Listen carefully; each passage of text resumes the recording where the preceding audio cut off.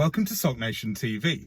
In this episode, I'm sat on my drive, not moving anywhere, because the R53 has broken.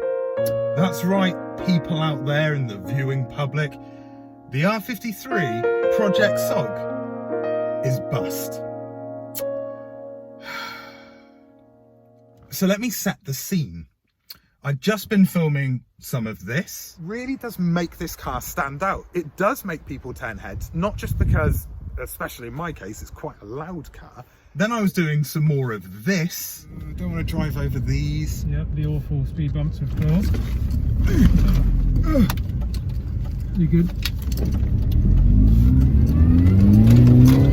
And I drove the car back. I drove my car back from where I'd been filming for the day. I'd done a good couple of videos. It was, it was going swimmingly well. I'd driven the R53 really hard. Project Sulk had dealt with the hardcore driving that I was doing, and I had a relatively mellow journey back. As soon as I got back, I parked on my drive and went, oh, I better repark, because my wife gets a bit annoyed if I'm too far over one side than the other. So I dropped back a little bit, and as I moved into first and went to drive the car back onto the drive, it over revved. I barely touched the throttle and it went, yeah, like that. It did that sort of sound, yeah, like that.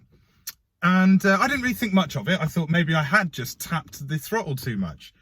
I hadn't, but I kind of thought, maybe that's the issue. So I drove back onto the drive, and this time, instead of turning the engine off to check how far out I was, I left the engine on, and as I opened this door, as I went like this and stepped outside, I heard this.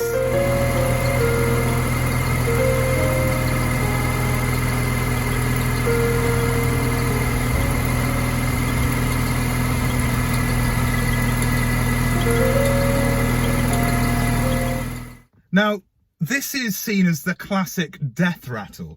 I've done reading on the death rattle. I was intrigued by the death rattle and initially thought, oh dear, oh dear, oh dear.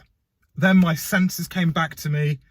Obviously, I'd turned the engine off by this point, and I thought, right, best case scenario for that sound, best case scenario is my timing chain tensioner is stuck in one position. It's not working properly. Hopefully, I've caught it in time, and that's all I'm going to have to replace. And then the negative side kicked in, and what happens if your timing chain tensioner breaks without you knowing? You continue to drive the car relatively hard, and what's the outcome of that? So the outcome of that is the timing chain jumping teeth. It's the timing chain smashing the hell out of the plastic guides either side of it.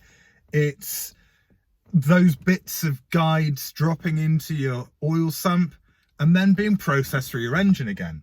So yeah, I was a little bit concerned. When I say a little bit concerned, I kind of let the situation go a little bit to a level of rage that, I save mainly for middle lane hoggers and people that try and pull out into the side of my car, which happened the other day. But that's a different story. You don't need to know about it now. Let's just say I was not best pleased.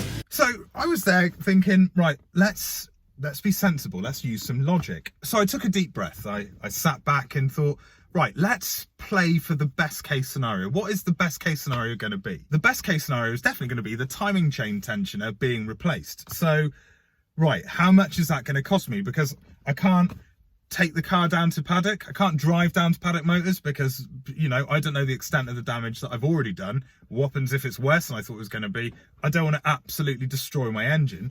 So how much is it going to cost me to do it myself? Now, I've got quite a lot of tools, but I didn't have the tools that I need to do the specific job. I kind of thought, right, the biggest sockets I've got are 13mm.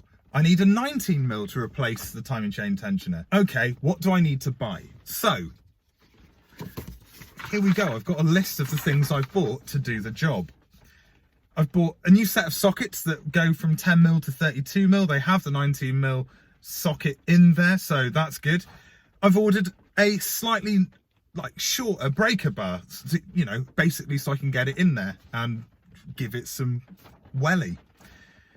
I've bought a universal joint impact socket wobble extension because I did hear that I'd need one of those. And I bought a timing chain tensioner itself, and that was for a combined total of just under 60 quid. So it was £20 for the part, 40 quid for the tools needed to do it, and it should be fine, it should be okay. There will be a video on me changing it. I've got to wait for the parts to come. I've got to wait for it to not rain constantly, which seems to be the case at the moment. I waited for it to be dry before doing this video, and it's hammering down again. So you're hearing that lovely sound of rain tapping the metal roof of the car. But best case scenario, that's what I'm playing for. That's what I'm hoping it is. In theory, it's something that potentially, you know, will need to be replaced at some point. And this is just the point it needed to be replaced. I mean, the car's on 107,000 miles, so, you know, maybe that's as far as this timing chain tensioner wanted to go.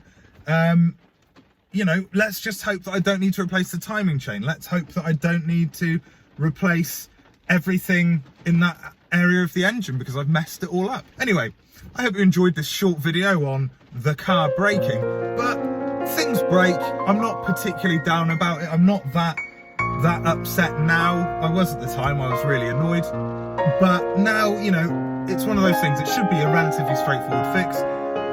I'll find out when you find out in that video, and yeah, until the next time, I've been me, you've been you, and well done for that.